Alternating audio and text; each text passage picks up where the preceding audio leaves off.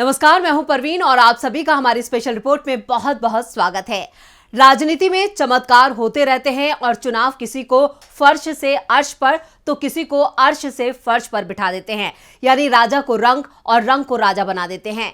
यही नहीं, सत्ता की हनक के साथ ही राजनीति आज सबसे ज्यादा कमाई वाला कारोबार बन गया है। इसलिए लोगों की चुनाव नतीजों में बेहद रुचि होना स्वाभाविक है। इसलिए टेलीविजन चैनल और दूसरे जो मीडिया के दूसरे जो पार्ट हैं, चाहे वो सोशल मीडिया हो, डिजिटल मीडिया हो, यहाँ पर जो कारोबारी एजेंसियां हैं उनसे एग्जिट पोल कराते हैं, जो एग्जिट पोल से पहले आम आदमी का ध्यान अपनी तरफ खींच लेते हैं, अपनी टीआरपी या दर्शक संख्याओं को बढ़ाने के लिए होती है।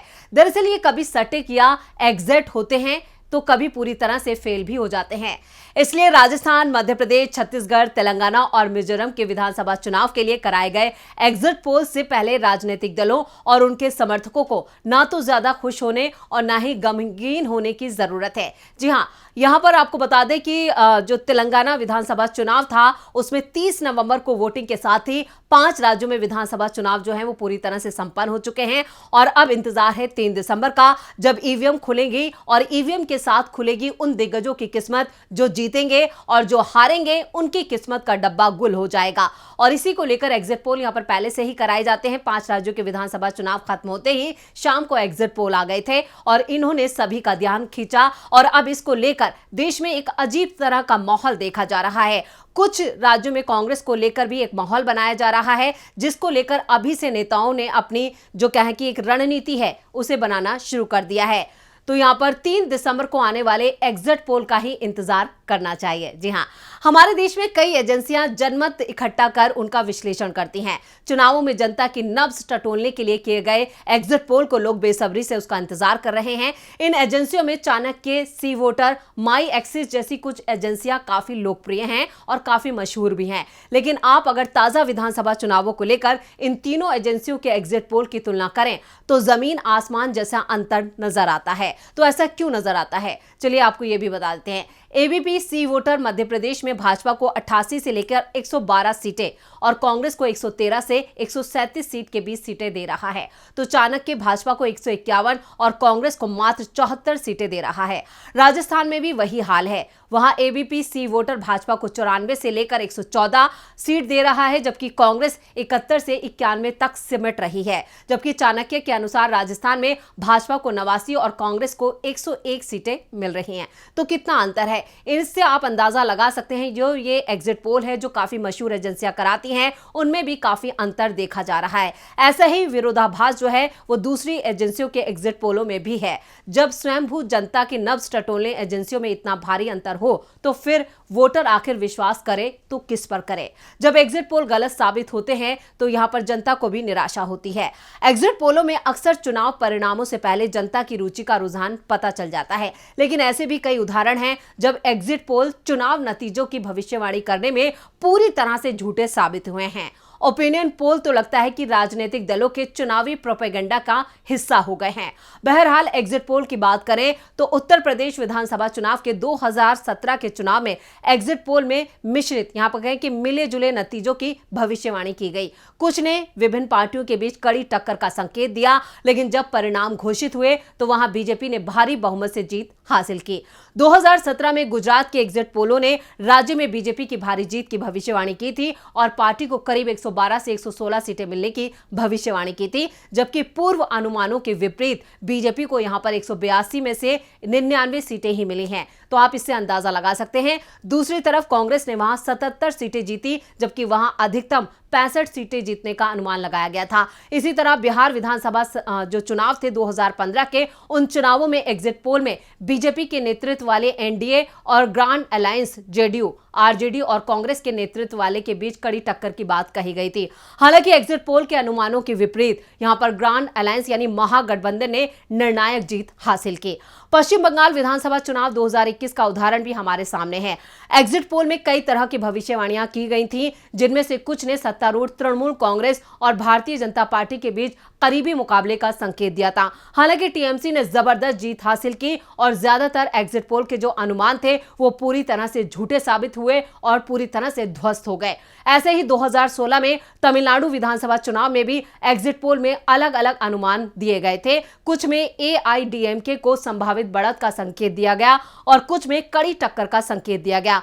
वास्तविक नतीजों में एआईडीएमके को कई एग्जिट पोल के पूर्व अनुमानों को पार करते हुए बड़े अंतर से जीतते हुए देखा गया। अगर हमेशा एग्जिट पोल सही हो तो क्या कहने, लेकिन फिलहाल हमने जो आपको बताए हैं यहाँ पर एग्जिट पोल हमेशा सही नहीं होते, कई बार गलत होते हैं। और ऐसा ही कुछ इन 5 राज्यों के विधानसभा चुनाव को लेकर जो एग्जिट पोल आए हैं, हम पूरे यकीन के साथ नहीं कह सकते कि ये सही होंगे। लेकिन यहाँ पर कांग्रेस जो है वो 5 राज्यों में बढ़त बना रही है। ये चुनाव के जो शुरुआती दौर था उस वक्त भी बताया जा रहा था और अब भी जो रुझान आए हैं वो भी यही जाहिर कर रहे हैं। लेकिन कहीं कहीं पर यहां पर कड़ी टक्कर भी दिखाई गई है, लेकिन ये तो तभी साफ होगा जब मतपेटियां खुलेंगी। आपको बता दें कि ये एग्जिट पोल होते क्यों हैं। चुनाव एग्जिट पोल मतदाताओं का मतदान केंद्रों से बाहर निकलने के बाद फौरन लिया गया सर्वेक्षण है, जबकि वास्तविक मतदाताओं द्वारा मतदान करने से पहले किए गए इसी तरह के सर्वेक्षण को प्रवेश सर्वेक्षण या इंटेंस पोल कहा जाता है। पोलस्टर या चुनावी सर्वेक्षक आमतौर पर मीडिया के लिए काम करने वाली निजी कंपनियां करती हैं, जो चुनाव के नतीजों के बारे में शुरुआती संकेत लेने के लिए एग्जिट पोल कराती हैं, क्योंकि कई चुनावों में वास्तविक नतीजे गिनने में कई घंटे लग सकते हैं। इसलिए भी ये चुनाव जो एग्जिट पोल हैं वो कराए जाते हैं, लेकिन एग्जिट पोल हमेशा सही हो ये नहीं कहा जा सकता। और इधर मध्य प्रदेश में भी कमोबेश वैसी ही स्थिति नजर आ रही है, क्योंकि कई एग्जिट पोल्स में मध्य प्रदेश में कांग्रेस की जीत दिखाई जा रही है, तो कई एग्जिट पोल में यहाँ पर शिवराज सिंह चौहान फिर से वापसी कर रहे हैं, ये दिखाया जा रहा है। तो यहां पर इसको लेकर भी कांग्रेस ने अपनी कमर कस ली है और कांग्रेस के सभी दिग्गज नेता जो हैं वो अभी यहां पर 3 दिसंबर का इंतजार कर रहे हैं। लेकिन कांग्रेस ने अपनी तैयारियों को धार देनी भी शुरू कर दी है, तैयारियां शुरू कर दी है कि वो सरकार बना रही है। आपको बता दें कि मध्य प्रदेश में इस वक्त जो जमीनी हालात हैं वो यहां पर जो थे वो कांग्रेस के पक्ष में लगातार दिखाई दे रहे थे और शुरुआत से ही कहा जा रहा था कि मध्य प्रदेश में कांग्रेस सरकार बना रही है। और इसी तरह से राजस्थान में भी यही हालात बने हुए। तो राजस्थान और मध्य प्रदेश को लेकर फिलहाल जो मीडिया की तरफ से माहौल बनाया जा रहा है उसको लेकर यहां पर कांग्रेस को चिंता करने की जरूरत नहीं है, क्योंकि एग्जिट पोल हमेशा सही नहीं होते। कल जब मतपेटियां खुलेंगी तब साफ हो जाएगा कि यहां पर कौन सरकार बना रहा है और कौन विपक्ष में बैठ रहा है।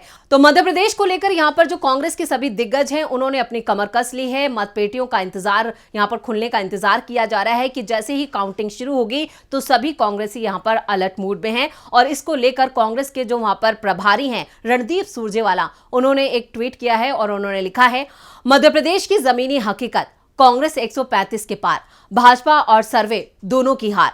कांग्रेस के ऊर्जावान साथियों, सूर्य ने संध्या काल में अस्त होते हुए पूछा कि सुबह तक इस अंधियार से लड़ने का दायित्व कौन लेगा। तब तक एक दीपक ने कहा कि इस घनघोर अंधियार से सूर्य की पहली किरण तक मैं पूरी दृढ़ता से लड़ूंगा। साथियों, आप दीपक की तरह 18 सालों तक भाजपाई सत्ता के घनघोर अंधियारे से लड़े हैं। मैं पूरी तरह आश्वस्त हूं कि 3 दिसंबर को जो सूर्योदय होगा वो भाजपाई सत्ता के कुशासन का अंत करने वाला होगा तथा कांग्रेस 135 से अधिक सीटें जीतकर अपने वचनों को पूरा करेगी। साथियों, ये चुनाव मध्य प्रदेश की जनता बनाम भाजपा के घोटाले तथा नाकामियों के बीच था। हम पूरे आत्मविश्वास से कह सकते हैं कि जनता की जीत होगी। भारतीय जनता पार्टी उस तथाकथित सर्वे के भरोसे है जिस सर्वे पर सर्वे करने वाली एजेंसियों को खुद ही भरोसा नहीं है, क्योंकि भाजपा सरकार ने प्रदेश के हर नागरिक का भरोसा तोड़ा है। भर्ती घोटालों में युवाओं के भविष्य से लेकर बच्चों के पोषण आहार तक लूट की है। आदिवासी अपमान से लेकर महाकाल लोक में भगवान तक किसी को नहीं छोड़ा है। भाजपा को जनता ने नकारा, सर्वे का सहारा। मध्य प्रदेश में ज्यादातर सर्वे एजेंसियां जो हैं वो कांग्रेस की प्रचंड बहुमत की जीत दिखा रही हैं, मगर भाजपा सिर्फ उस सर्वे पर भरोसा कर रही है जिस पर खुद सर्वे दिखाने वाला चैनल भरोसा नहीं कर रहा है। ऐसा इसलिए क्योंकि भाजपा मतगणना वाले दिन प्रशासन पर दबाव बनाने की बदनीयती रखती है, जिसका उदाहरण हमें बालाघाट की पोस्टल बैलेट में गड़बड़ी करने की कोशिश से साफ नजर आता है। कार्यकर्ता साथियों, कांग्रेस मध्य प्रदेश में प्रचंड बहुमत से चुनाव जीत गई है। इस जीत की खुशी आप प्रदेश की जनता के चेहरों पर साफ पढ़ सकते हैं। बस 3 दिसंबर को मतगणना की औपचारिकताएं शेष हैं, मगर आपको 3 दिसंबर को सतर्कता रखनी है ताकि निष्पक्षता से मतगणना हो सके। हाँ, वह अधिकारी भी जान ले जो बदनीयती से चुनाव परिणाम को प्रभावित करने की सोच रहे हैं।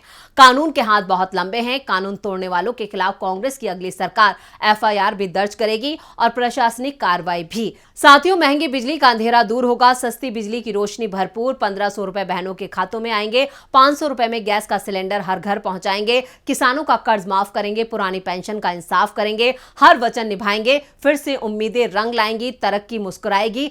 आपका रणदीप सिंह सुरजेवाला। जी हाँ, इस ट्विटर से भी आप अंदाजा लगा सकते हैं कि यहाँ पर कांग्रेस किस तरह से अलर्ट है। उनको भी साफ तौर पर उनका ये संदेश कार्यकर्ताओं के बीच गया है कि यहाँ पर जो चैनल बीजेपी को लेकर जो एक प्रोपेगेंडा जो एजेंडा चला रहे हैं उस पर मत जाइए, और कांग्रेस ने यहाँ पर अपनी जीत का भरोसा जताया है। लेकिन फिलहाल कौन जीतेगा और कौन सत्ता की कुर्सी संभालेगा ये तो 3 दिसंबर को साफ हो जाएगा, जब ईवीएम खुलेंगे और ईवीएम से यहाँ पर किसकी किस्मत चमकती है और किसकी किस्मत का सितारा डूबता है ये 3 तारीख को साफ हो जाएगा। तो ये थी हमारी स्पेशल रिपोर्ट। आपको हमारा ये वीडियो कैसा लगा नीचे कमेंट बॉक्स में अपनी राय जरूर दें, और इस वीडियो को ज्यादा से ज्यादा लाइक करें और शेयर करें। देखते रहिए डीबी लाइव। नमस्कार।